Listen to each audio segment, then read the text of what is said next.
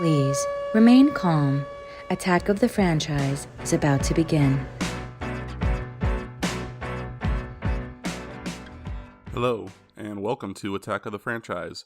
This is a new podcast. I'm going to start with my friends, Lauren and Yvonne. I'm Andrew. Y'all can introduce yourselves with your names because your voices sound kind of the same.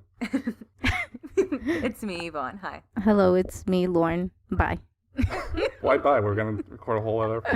I'm just kidding. I'm kidding. Stay, listen. What are we talking about today? Franchises. We're going to talk about how they started, how they evolve over time with the different movies, basically changing with the times, different filmmakers, what they bring to it, and we're going to talk about one of the biggest superhero ones so far.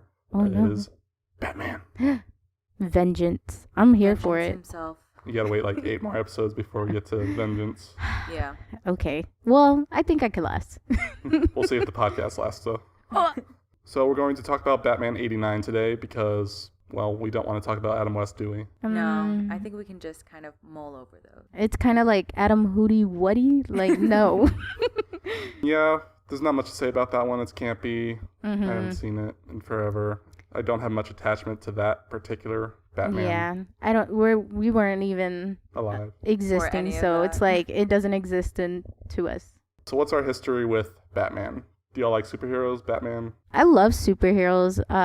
Batman, I just like remember Batman from like video games more when I was a kid, but like I do recall from the movies, but the one like I particularly remember is Batman Forever, and we all wish not to remember that one. And then the iconic Tim Burton one is the Batman Returns, right? Yeah. It's this one. Tim Burton did both of Batman and Batman Returns. Yeah.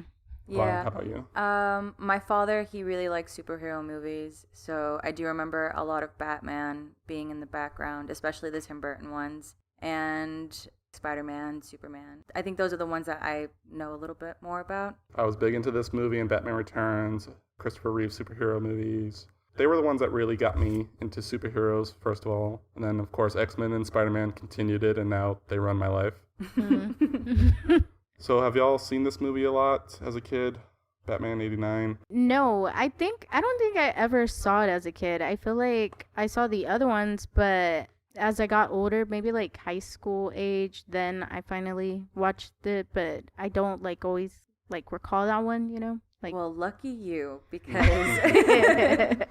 yeah, I think we're all pretty mixed on this one. Yeah. In retrospect, loved it as a kid just because I loved Batman, I guess. Yeah. But it's just a weird movie now to watch with modern context. Yeah, it is. But what I really liked about it was just it's Tim Burton, you know? So, like, it definitely has a stamp on it. Tim Burton, you can feel his influence, and especially when we get to Batman Returns, that's the most Tim Burton a movie has ever been. Yeah. But before Tim Burton got attached, there was a lot of attempts to do another Batman after Adam West. One that almost got close to being done was Bill Murray and Eddie Murphy as Batman and Robin. That sounds kooky, but I think I would like to see that. Yeah, not only does it sound kooky, but imagine how cinema or like the Batman movies would be now if or that superhero actually movies, existed. would they have even like got off the ground? Or right? Yeah. Would they all be parodies?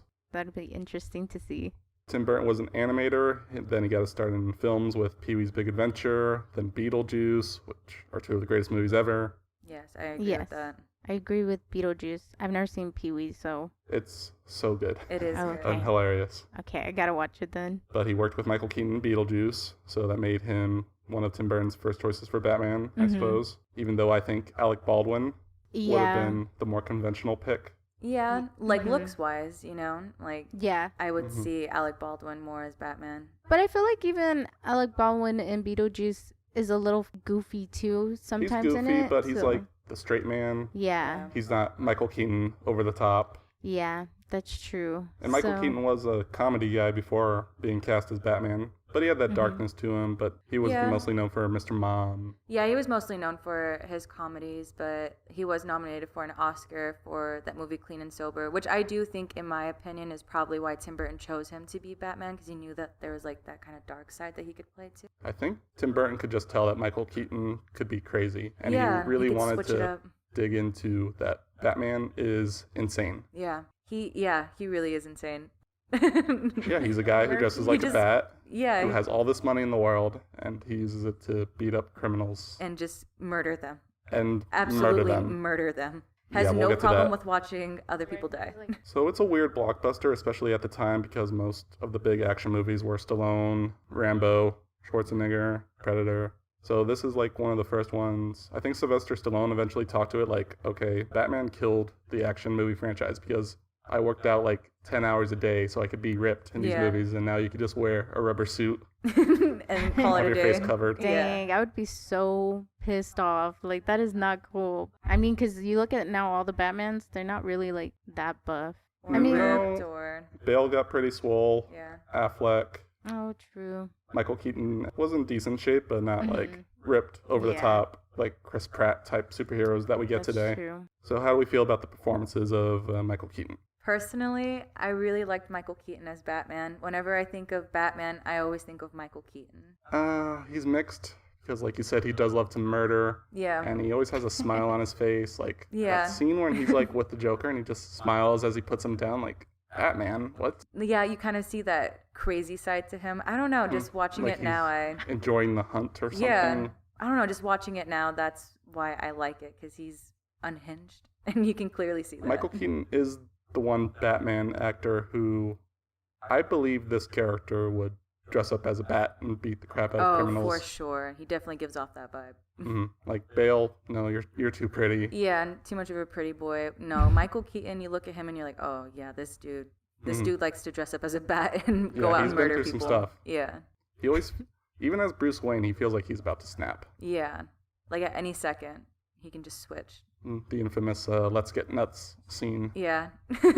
No, it should be like, let's get therapy. Because, For real. yeah, he does have like that kind of like stare that, well, even when he's like staring off too, is just kind of seems like he's plotting something. Yeah, Batman is just about a guy who lost his parents and now can't process his grief, but only through violence Yeah. And dressing up as a As a bat. abnormously large bat. and wearing spandex.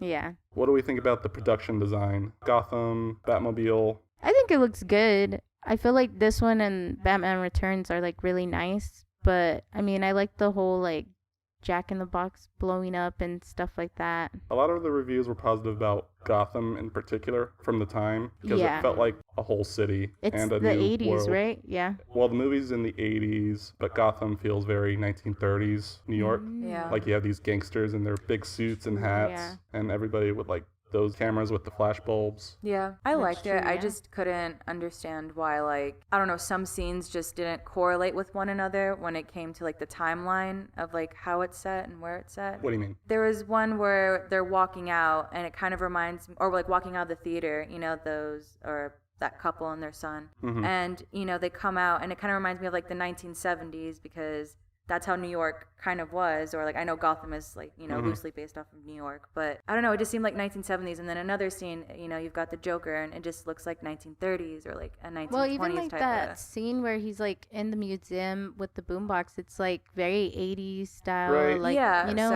and I was just kind of spray confused. painting. I Just guess Gotham is just like a place that could be at any time. Yeah. It gives it more of a timeless feel than when you watch the Nolans, which are very Yeah. modern, especially The Dark Knight. Yeah, you're yeah, right. that is true.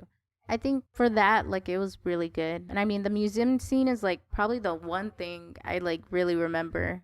It was pretty funny because he's like makes everybody fall asleep with that stuff. Yeah, and then he plays Prince and Yeah. defaces the art. Destroys everything. Yeah, and it's just like that's what you want to see in a Joker is him just being goofy. Well, let's talk about Jack Nicholson as Joker. Yeah. Oh, Jack yes. Nicholson in general is just great. I heard you say, but also like, or I watched a video a while back too about him being allergic to spirit gum, and I thought that was interesting because I'm also allergic to spirit gum. Oh, but really? like, yeah, because during when I did my associates for theater, you have to take a costume makeup class, and you do prosthetics like that. And I would get like literally rashes on my face. So I was like, dang, that must have sucked for him when they probably tried to do it. And then like having to come up with something else Yeah. different to apply it on your face is just a hassle. Well, Jack Nicholson was a noted partier, so whenever he got in to the set after a long night of partying, he just fell Okay. asleep and they did their thing.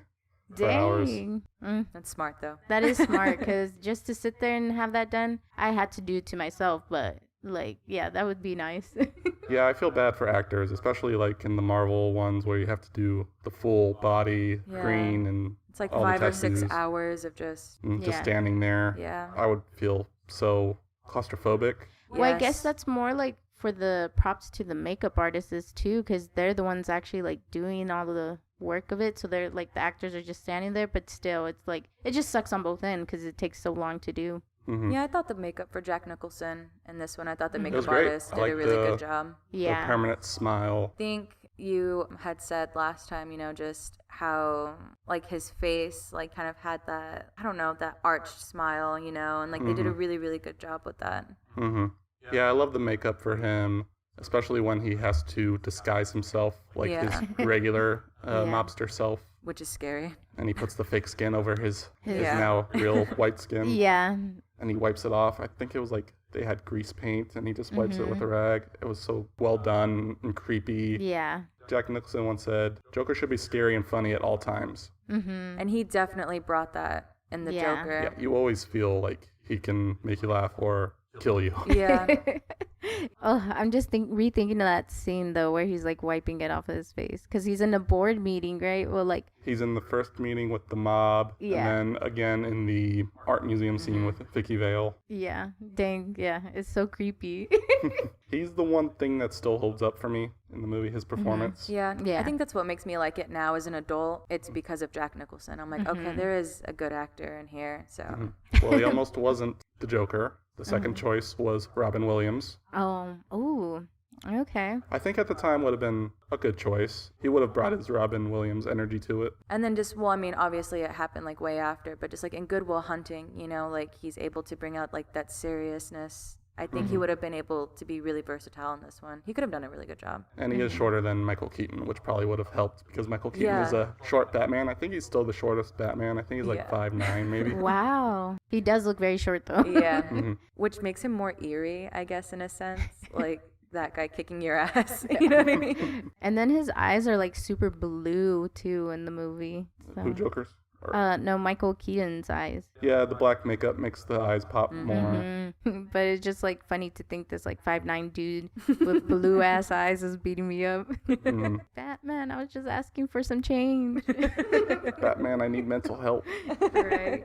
What do we think of the bat suit? I don't know.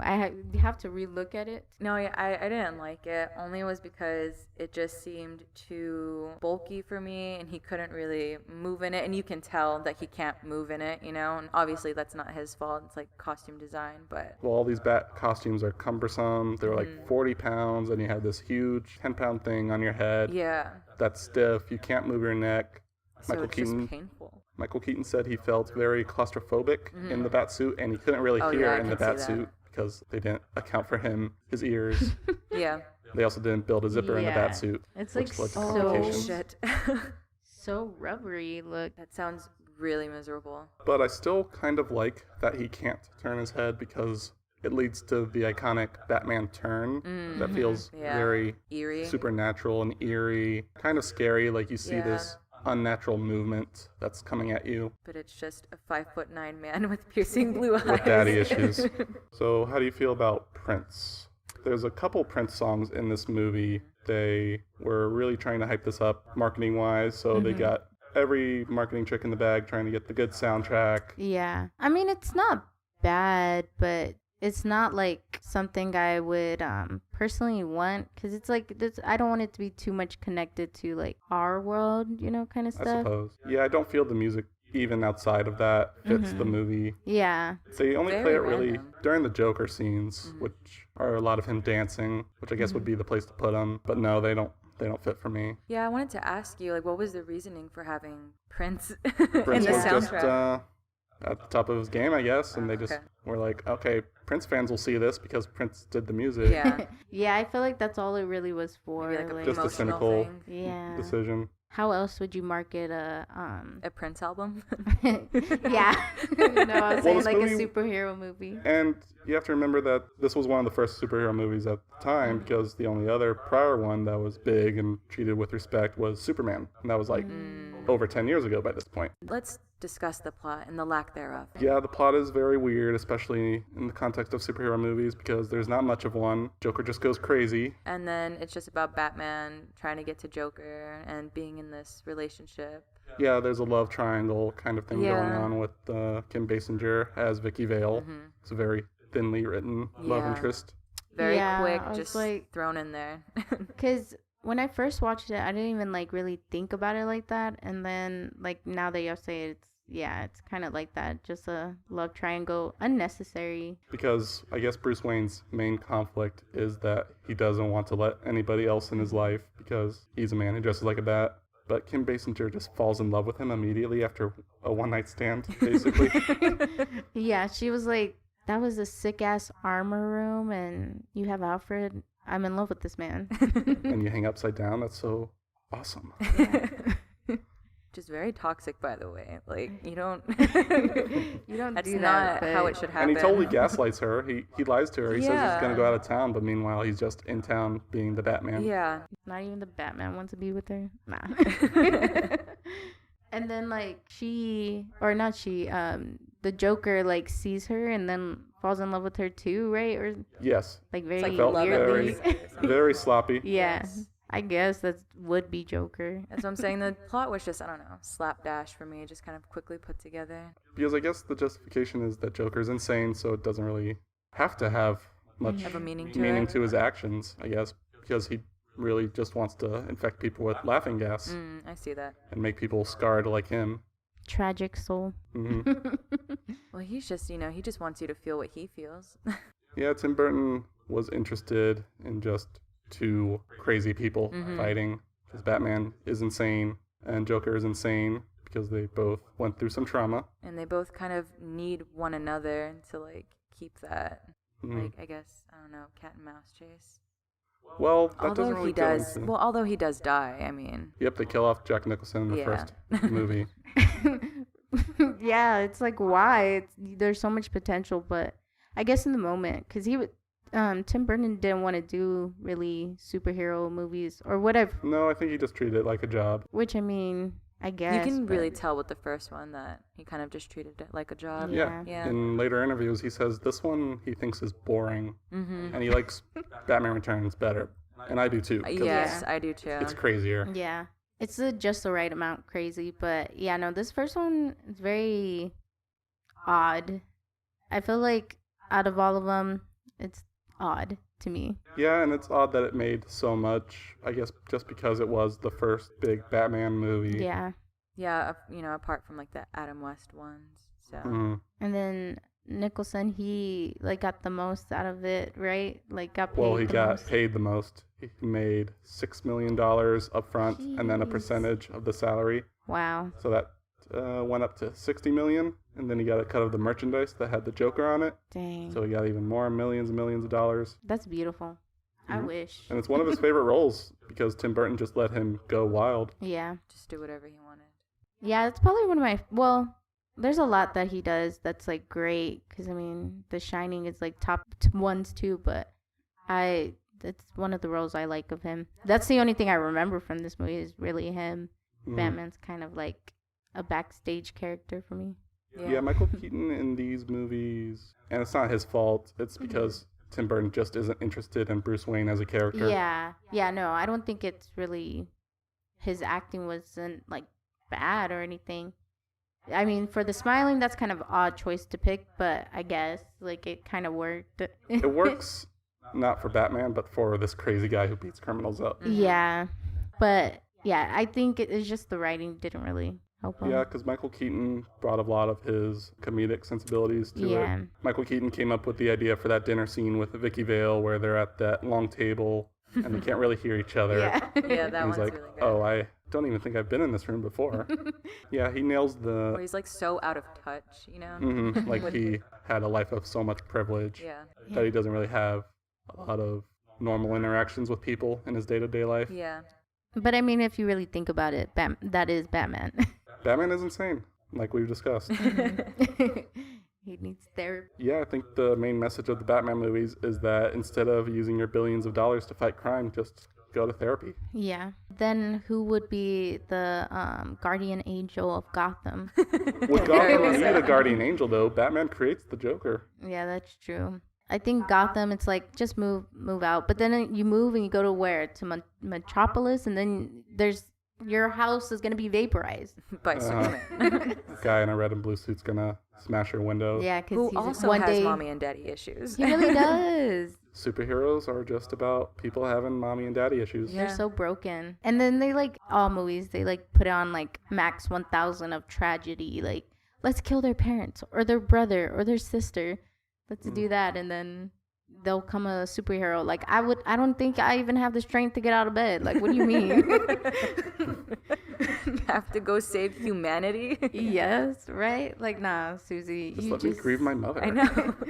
Let me get the proper help I need. You want me to fight a clown and my parents are dead? No, I'm good. I'm good. But it's funny to think about this one as being the dark and gritty reboot of the Adam West one, because I find this one so campy in a Tim Burton way as opposed to the Adam West way, because Tim Burton has a love of B movies, of like kitschy stuff. Very dreamlike. It is very campy. Some of these feel like a fever dream, but most of the Tim Burton ones are like nice. Well, at least Batman Returns and this Batman. Yeah, I'd like to think that this Batman just kind of has like a touch of campy, but definitely Batman Returns is way more campy than the first one. Some of the camp in this one works, like the electric buzzer that vaporizes you into a skeleton. Yeah, that's good. Yeah, those little things, especially Jack Nicholson's like costume and stuff. It's very campy. One I really hate at the end is when Batman is flying the Batwing and he's straight up trying to murder the Joker. Yeah. He is shooting at him with bullets, and he just straight up misses, and then Joker pulls out the 3-foot-long pistol and takes out the Batwing. That's too far over. It's too far over the line. Yeah. It's so iconic, though. It's so funny. Yeah. If it was a Batman who wasn't trying to murder him, I would accept it. Yeah. But Yeah. you're straight up shooting the guy. He's not moving. Yeah. So do you think the nostalgia goggles are just on this one?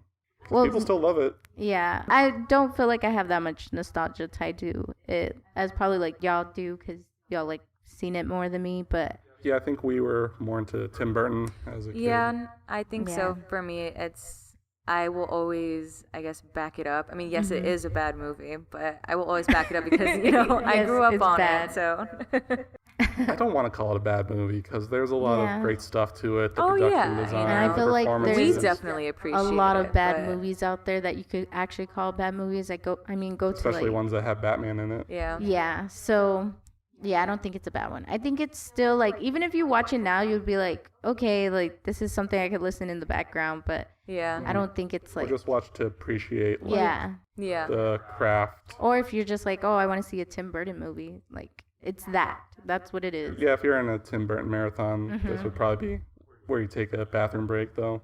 Yeah. Yeah, that is true. So Yeah, I will say this. It didn't hold up for its time, but it's very nostalgic, and I do appreciate it. So I feel like that's just life. Everything does not hold up to its time. Yeah. So yeah. some things do, and some things don't, and this one definitely doesn't. So the legacy of the film is that it created, again, the superhero genre like Superman did, but again, they didn't really capitalize on it. The follow-up movies were mainly like 1930s gangster-inspired characters like the Shadow, the Phantom. I don't even like recall those. Yeah, they were flops. Oh dang. It took until Blade for them to start trying to Yeah, Blade follow is the one. follow the serious superhero model again. Yeah. Oh, okay. And see, I didn't even think of Blade as like a superhero. Yeah, I never until, thought like, of him as one either. Yeah, It I was was just like this cool guy yeah. who beat up vampires. I hope we talk about those because I love Yeah, those. I movies. love Blade. So those would be fun to do. So final thoughts about Batman. I think it's a movie that was important but doesn't hold up. I agree with that. It's nostalgic for me, so I If love it failed, we probably wouldn't be in the superhero hell that we're in right now. It's very Yeah. true. I guess they just keep thinking maybe I'll get it right this time. Yeah, no, the same. I think it was a movie that needed to be done, but I don't think it like hurt superhero movies that much. No, it started the Yeah. genre. And we'll get to what kills the superhero genre Oh, later on Yeah, we'll in get the to series. that. That's exciting because I don't even know what it is. Nah. All right, thanks for listening, guys. Like, follow, whatever y'all can do on whatever platform you're listening to. Support the podcast, and hopefully we'll see y'all again sometime soon. Maybe we'll return for Batman Returns. Oh, Which is the best one. yeah. Bye, guys. Spoilers. Bye, guys. Spoiler.